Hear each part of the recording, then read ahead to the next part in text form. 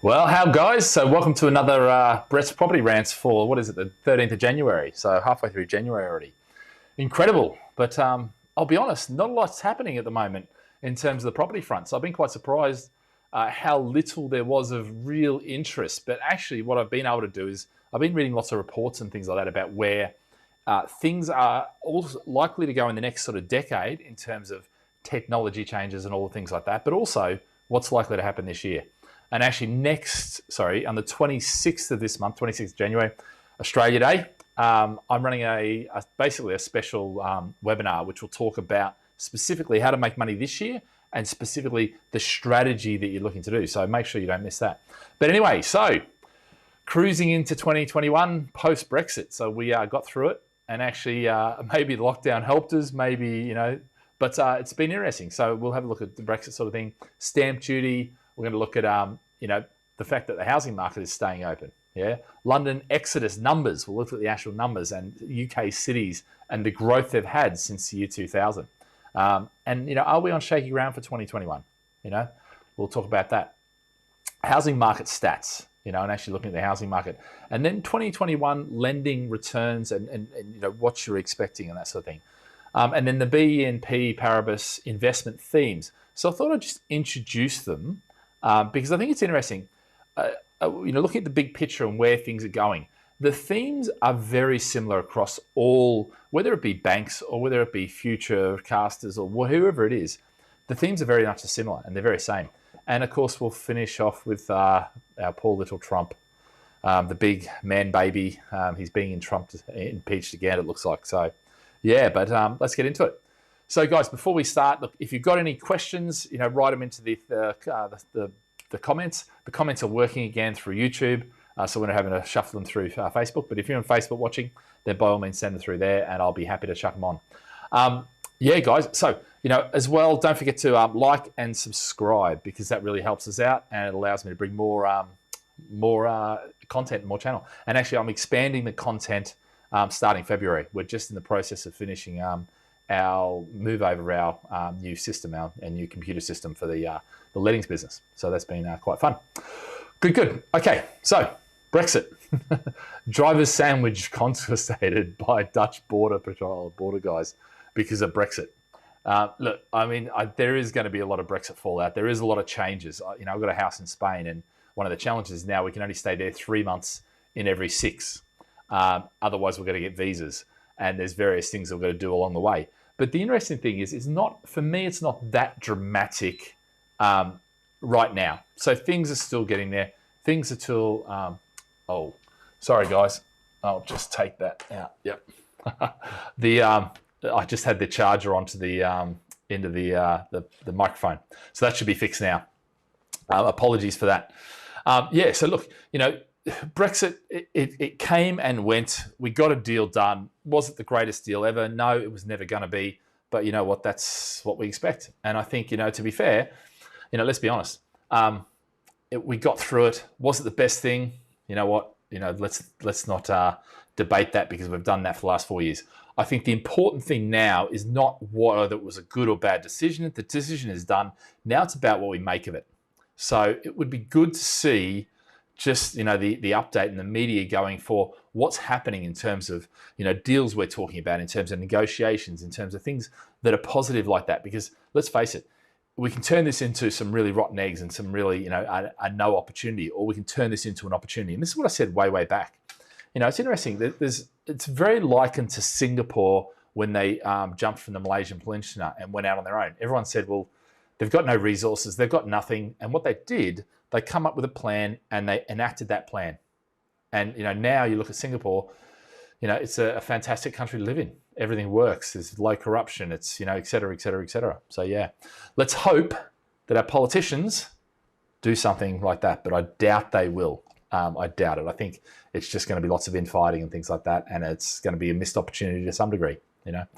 But yeah, interesting. Phil Spencer issues stamp duty holiday warning. Property expert predicts bedlam ahead.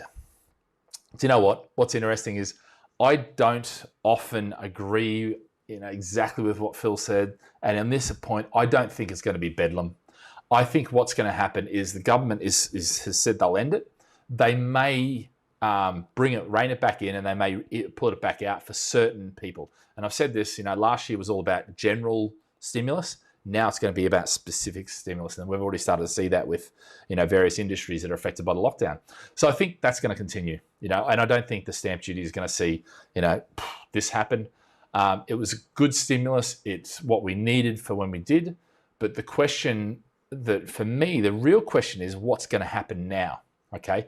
And I think one of the key things there, and if we move on to the next thing, is, Rishi vows to keep housing, construction, and manufacturing open. And you know what? That's what keeps people in jobs. That's what keeps the economy, the cash flowing around the economy. And that is key. So, we're going to have a look in a second about, the bigger picture in terms of, what happened with the recession. Did we have a V shape? Did we have a U shape? What happened? Now, the problem is with going back into another lockdown, which interesting, if you look back into, way back into the early 1900s, the last, major flu during World War I, we had the first wave, we had the second wave, and then the second wave was much bigger, than the first. And that's exactly what's happened again. It's almost like history repeats and we don't learn our lessons. And I think that is certainly the case. We just don't learn our lessons, I did ancient history in school, and I know I'm pulling back into the school days now, which is like 27 years, 28 years, 29, no, I think 30 years ago, maybe in 31 years. It is 31 years this year. Scary. Anyway, so, back then we talked about how the fact these common themes repeat over and over and over again, and that seems to be the case. But look, the good thing about leaving the housing market and the manufacturing and those sort of things open is that the economy, the engines of the economy will really be working to get that cash flowing. And that's what we need to stay out and to starve off that double dip, okay? We had a massive drop, recession. We've come out of it now. We're growing again. But, with lockdowns and second waves and potentially third waves, and hopefully not, because let's face it, last time they didn't have the vaccine as quick as we've got it. Now, obviously, some of the vaccines are coming out as their efficacy is not that great, but, actually it's better than nothing. Yeah. Interestingly, and I've said this, COVID led to a huge property exit, says Hamptons. 27.6 billion, largest amount spent since 2007, says lender. Look, at the end of the day, Hamptons aren't a lender; they're actually an estate agent. But interesting, when I got down to the stats here and I looked, London leavers bought 74,000 homes outside the capital in 2020, as the coronavirus, blah, blah, blah, which was 27.6 billion, okay?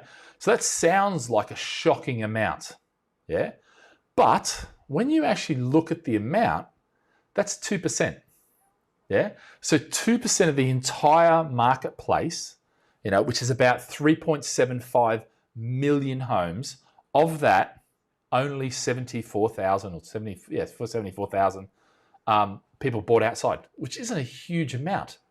And what were they buying? They were buying in commuter towns. So yes, that's done really well for commuter towns, and we've seen some house price growth and some demand, certainly some demand there, that's for sure. But this boom that everyone talked about last year actually wasn't really a boom across the whole country. It was certain sectors, and yes, one of them was where you're going out, still commutable, because I think most people now are settling for the fact that they're going to be in the office, but they're also going to be at home. And maybe it's 3 days office, 2 days home, or something like that. There'll be some hybrid amount of things like that. We don't know yet. It may well be back that when we get the vaccine, everything goes back to normal, because working from the office is more efficient than having this split thing. And to a large degree, I still believe that. But I believe flexibility, from the humanistic perspective, flexibility is a great thing. But from a pure business perspective, I think having people in offices and having that separation of work and life, and also having the work life and the life, two separate things, is also beneficial.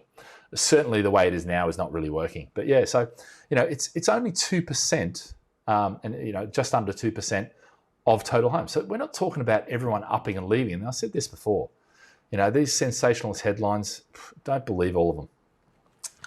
But let's have a look at the cities, because now this is interesting. So this is values since 2000. So we're talking about 20 years. Now, back in the day, for probably the first 25, 30 years or whatever I was doing property, the biggest assumption we made, and it was assumption, was property doubled every 7 to 10 years. Now, if that was the case, a Manchester property at 73 should be, somewhere between 140, 280. So it should be around 280. Well, it's 180. Yeah. If you're looking at City of London, interesting, 365, 750. So, so you're not actually seeing this, it's 143%, it's 95%, 96% in Derby, Brighton, 98%, 100%. So what we've seen is it doubles every 7 to 10 years, but it's almost skipped an entire doubling. Now, the question is, all right, for investors, whether this is going to continue and whether actually this was just a blip from the global financial crisis until now, and in which case, actually, we're going to get back into normal business, or whether this is what actually is going to continue to happen and that the market was like that and actually now it's just coming down. Now, guys, I haven't had any comments, so if anyone's got comments, anyone's got any feedback, what do you guys think? Has your house gone up more than, doubling every 7 to 10 years? For me, I thought, okay, maybe it's a phenomenon of austerity for a decade, but I actually think it's austerity for a decade, but I also think it is another element, which is that returns are dropping, and we'll have a look at that in a second, But interestingly, is the property market on shaky foundations in 2021? The post-lockdown boom continues, but experts are gloomy about the prospects after March. So really, between now and March, and this is one of the things experts do, you always see this. It's always a prediction with some defined date there. So, it was almost like Brexit. So, we said, well, Brexit, the deadline is the end of the year. So it has to be decided then. Then as soon as that happened, now it's April, when the stamp duty changes, and then guaranteed, watch this, as soon as April comes, and if whether it does or doesn't, whatever happens to the market, they'll pick another date. They'll say, at the end of spring, maybe, there's always a date that they put ahead like this. Do I think that we're on shaky ground? I don't actually think we're on shaky ground. There's two reasons for this. The first reason is that I think there's been so much money injected into the economies around the world that is holding things up or prop things up. Is that a good thing, bad thing? We've had lots of conversations about that, but I just think it doesn't matter whether it's good or bad. It is the reality of the situation. Those funds that are pumped in have to go somewhere. Part of that will go to shares. Part of that will go to property. Okay, and so property will be a beneficiary of that. We will see some, as one of the themes, we'll see reflationary. It's bringing back inflation. And it could be happening.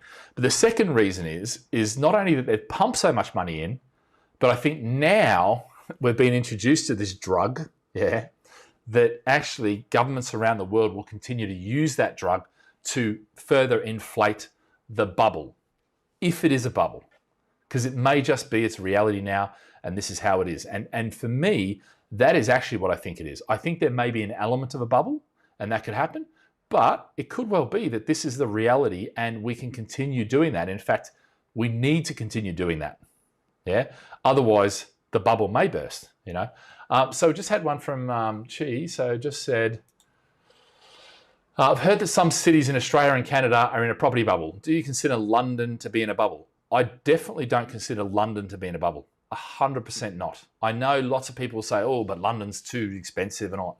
Now, notice the wording. A lot of people say London's too expensive, or, for instance, Sydney's too expensive, Ontario's too expensive, or Vancouver is too expensive, or wherever it is. What they're saying is that compared to other stuff around it, it's higher priced, it's more expensive. For me, that's not the question you need to ask. It's not about whether it's expensive compared to something else. It's about what are the fundamentals. London has the best fundamentals, arguably in the world. Arguably in the world, I think London has the best fundamentals. And that is why it's one of the, wealthiest cities in the world. So for me, is it in a bubble? I don't think it's in a bubble. Actually, in 2016, when Brexit hit, London slowed right down. And London has really been doing this ever since then. London's taken a bit of a hit from a rental perspective. Not huge, and it depends where it is. A lot of the places that didn't allow serviced apartments haven't been affected that much.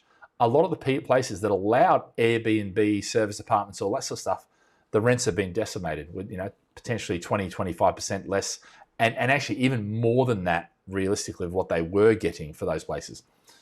Will that open back up when transport comes back? Yeah, I think it will, but will it be the same? Probably not.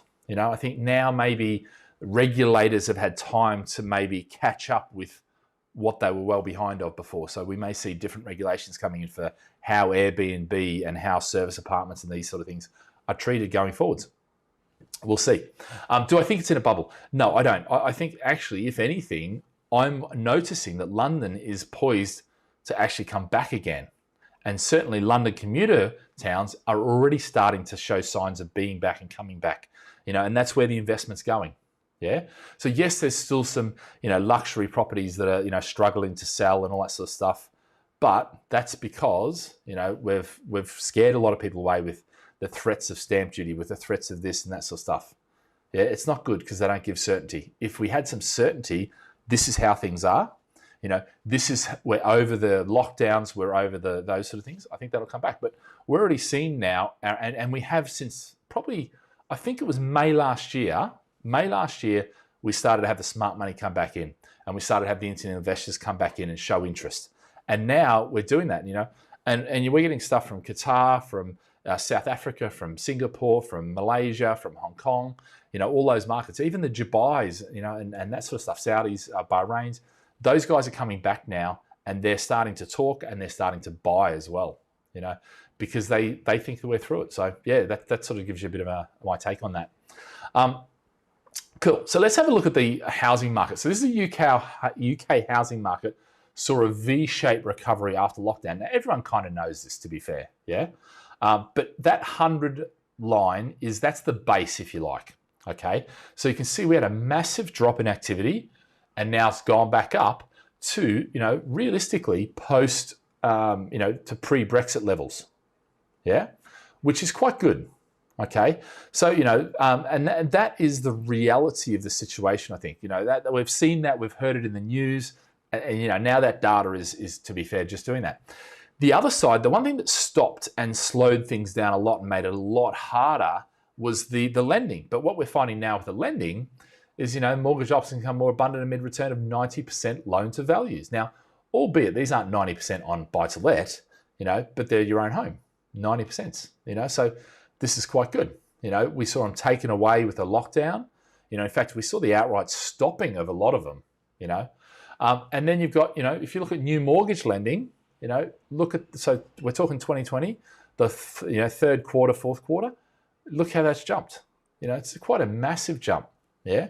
Come back to that. It's not that the actual transactions are there, but the levels of actually advance, of money being advanced, isn't quite at pre-COVID levels yet. Yeah. But that's good news because it means the confidence is there with the lenders.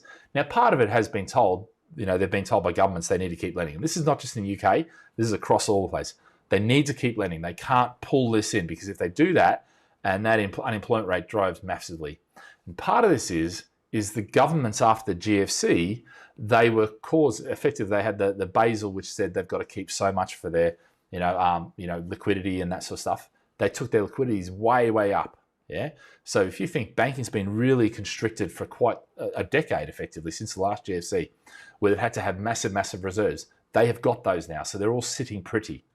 And that's why they are able to keep lending. Yeah.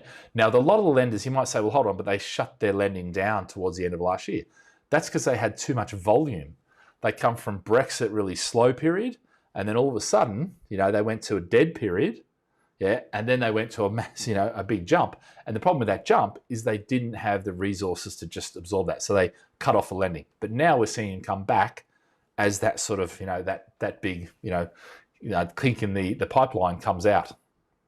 Yeah.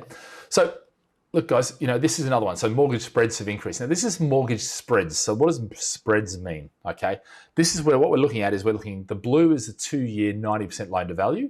So you can see it's up, high 3.5 or 3.75s. 2 years at 75%, 5 years 75%. You can see they're pretty, keen. Obviously, with 90%, you're taking a lot more risk, so that's got to be higher. But they're tracking back up, which is quite good. Yeah. For me, this is all heading in the right direction. Yeah. So that's quite good. Interesting. Now actually, Kinnika, is it? By 2030, do you think property will increase by 50%? And so this is there's a whole heap of schools of thought on this. Yeah. What do I think? I think definitely it will. I think we'll see that because there's been so much money getting put into the economy that is going to naturally inflate prices. Okay.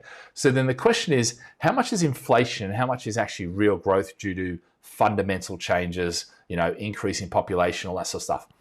My concern is this, and I've been very vocal about this, is that I think in certain areas which are outside where the fundamentals aren't, where there isn't the transport links, where there isn't the employment, where there isn't all this sort of stuff, I think those areas are really going to suffer. So in those areas, I think maybe not. If you think the last 10 years, a lot of those areas have done nothing. In fact, some of those areas have gone down.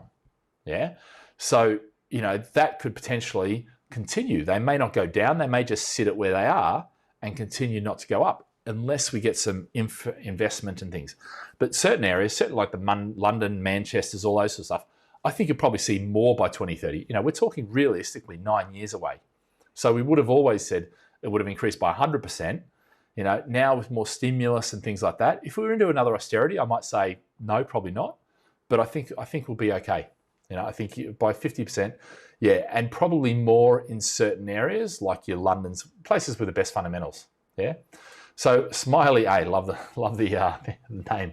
Which direction do you see house prices moving this year? Halifax is saying prices are already showing signs of slowdown. I want to buy my first house. Should I hold off for the meantime? Good, excellent question. So I've basically predicted for this year 3% drop in prices. Okay. And I'm still holding to that, and I'm still pretty confident that we're not going to see house prices, shoot up massively.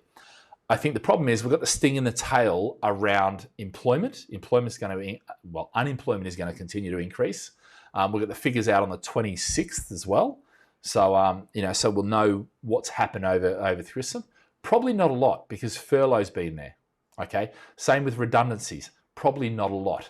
We only had a 0.1 increase between I think it was 6 weeks between the data coming out last time. So, and I think there's been about 6 weeks. It will be about 6 weeks between December 15th, I think, when it was last time. So we may see another 0.1, we may see more. It really depends. Obviously, we've had another lockdown, so that may also have affected businesses.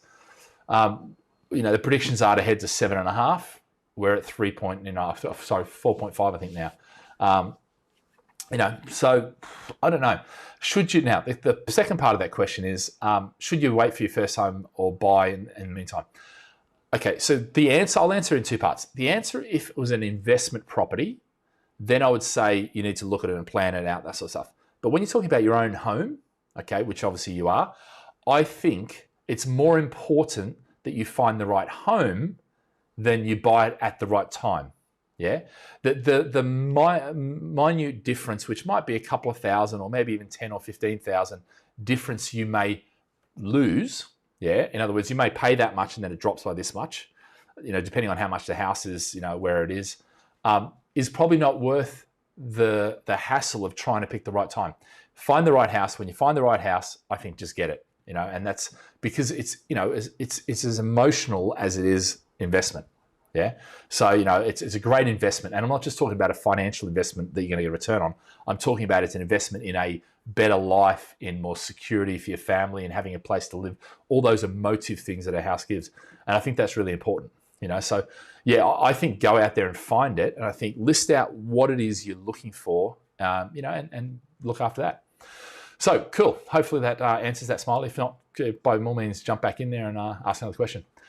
So let's have a look at this. So I was at PNB Paribas Wealth Management webinar, one of their live webinars, whatever.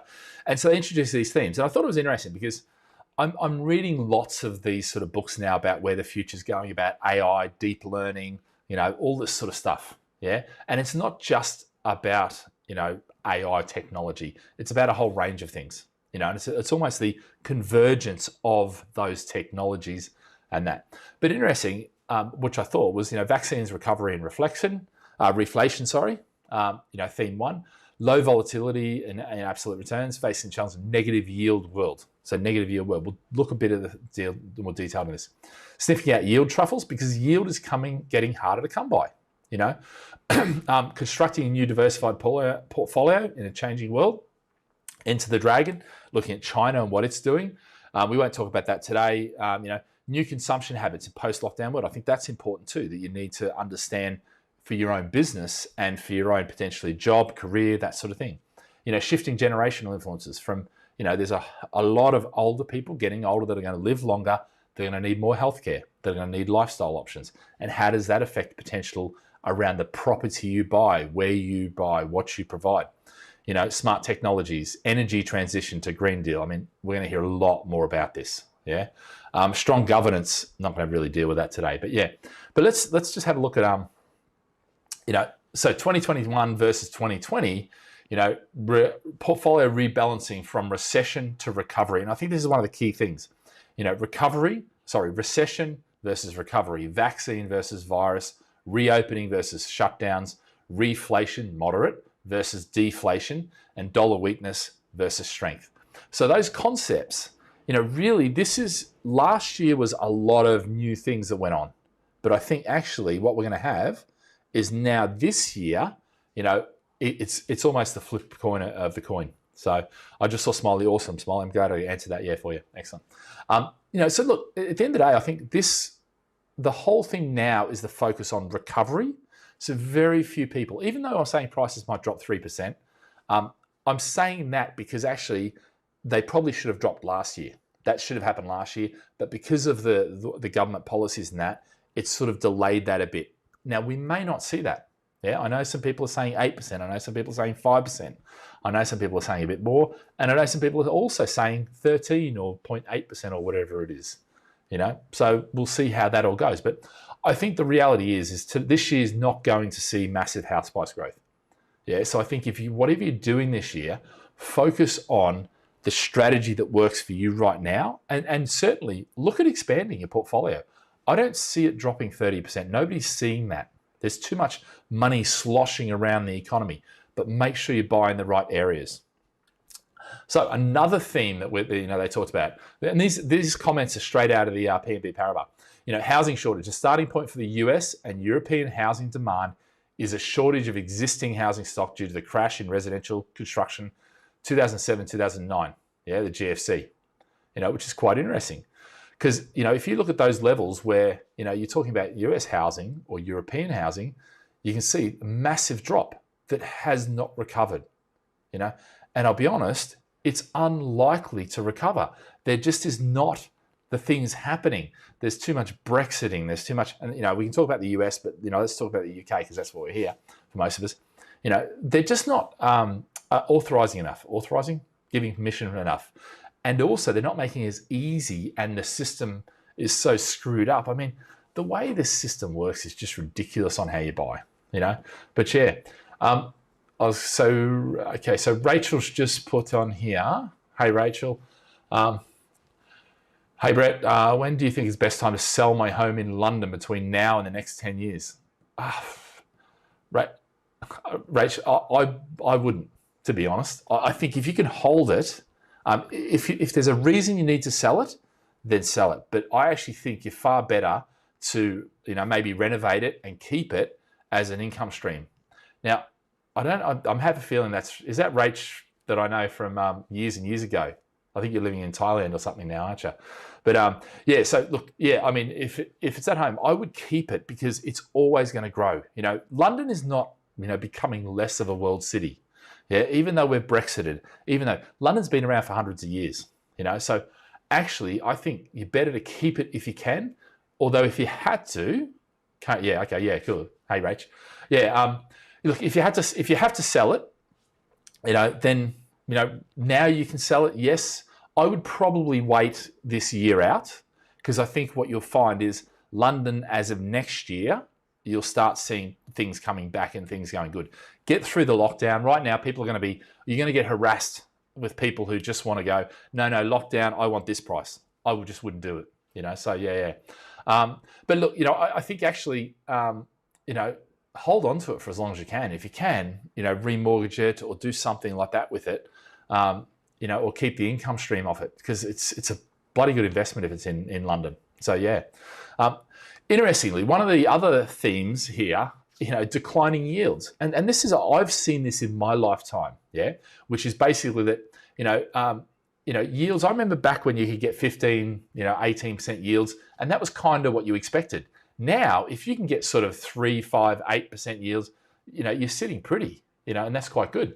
So I think that's an interesting thing. But look, over the last 40 years, we've seen them, they're an all-time low. Interesting, by comparison, inflation. So if you look at, yields are minus 0.24, inflation is 0.94. What that actually means is that if you bought in this case, a bond, inflation is going to mean you're going to make a loss by keeping that. So there's no incentive to buy that bond. So what it means is that's a government bond. You're going to look at a corporate bond, but then you take on some risk with the corporate bond if you want a high return.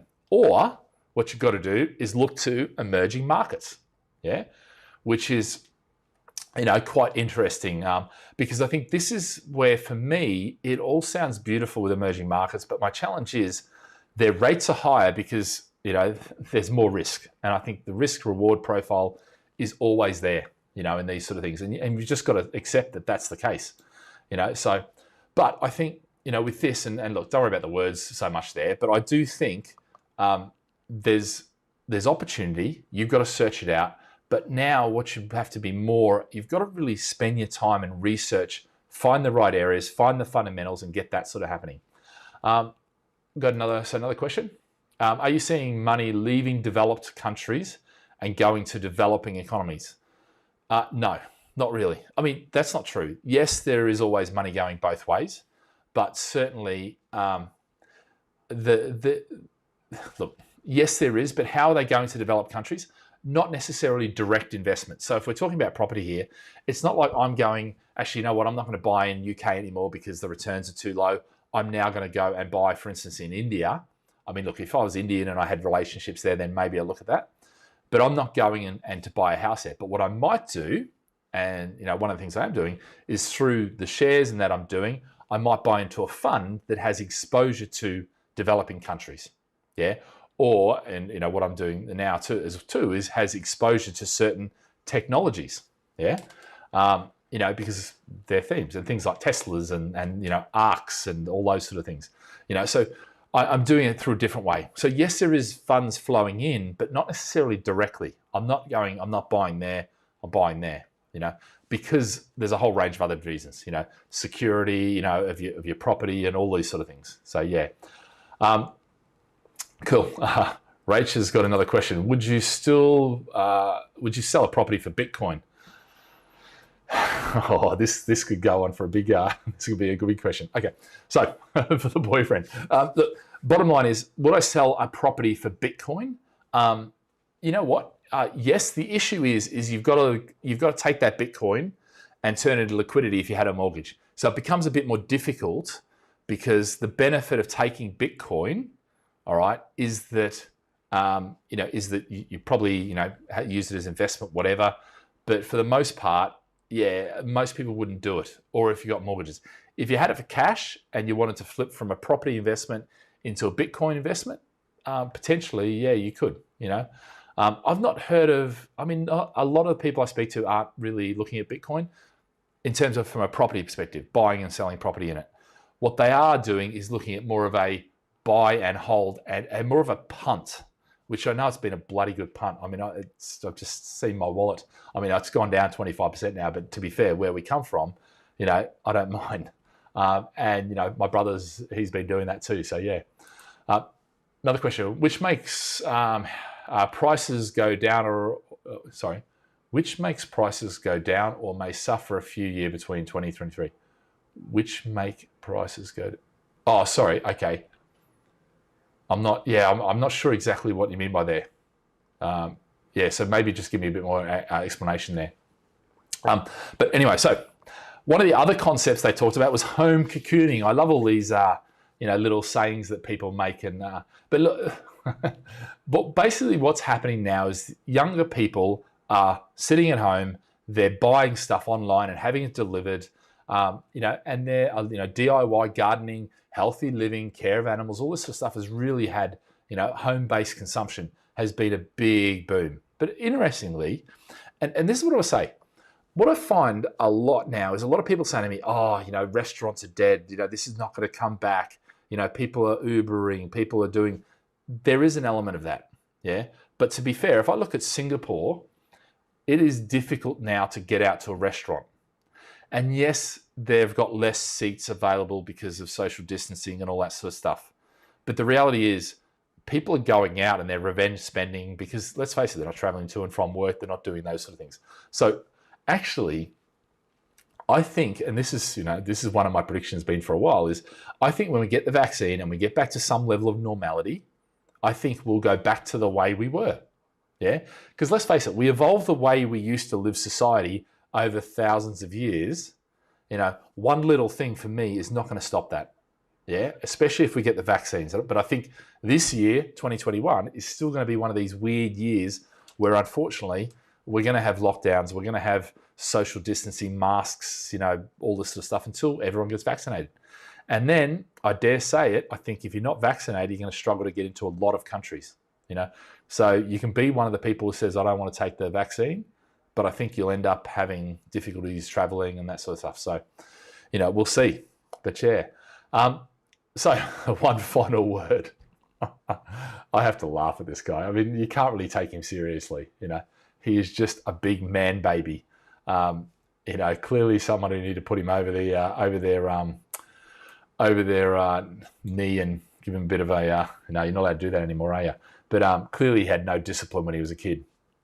But anyway, House has voted 223 to 205 to call Pence distributive. So to do Section 25, if they don't do that, 25th Amendment, if they don't do that, then they're going to impeach. So it looks like they won't do that. It'll be an impeachment, which is pretty full on, but I think he deserves it. It doesn't matter how you look at it, he deserves that.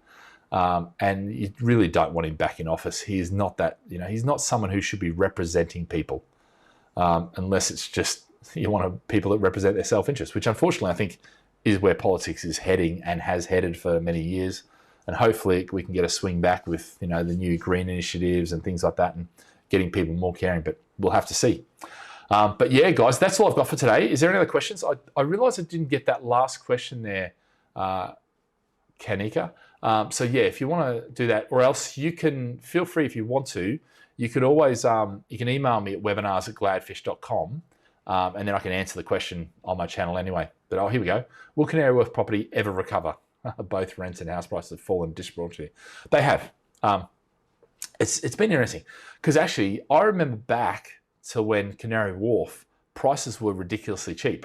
And then we had the boom with banking and all that sort of stuff. And then when the banking crisis hit, and then it picked back up again, with the technology boom and, the startup culture and all that sort of stuff. And obviously now the place is dead. So house prices have dropped. Because let's face it, if you have to be there, if you have to have the rents and all that sort of stuff, because nobody's going to Canary Wharf because they're not going to work. When the lockdown comes back, I think we'll see, the prices drop back up, come back up. I think you'll see rents come back up, probably to the level where they were, or maybe not quite to where they were. But yeah, I think we will see them recover. When do I think? I think this year is still going to be one of those years where it's a bit like, wow, lockdown's here. This is happening, that's happening. People are still living at home, working from home, and until I think next year when we get back to work, or maybe the fourth quarter, by the time we get back, everyone vaccinated and that really kicks in and we go, yep, we're back to normal, and they start loosening it. And, I think really that's when you'll see Canary Wharf start to come back. Look, Canary Wharf's still a bloody great area. I mean, I remember you go out on a Friday night and it was dead. Everything was closed.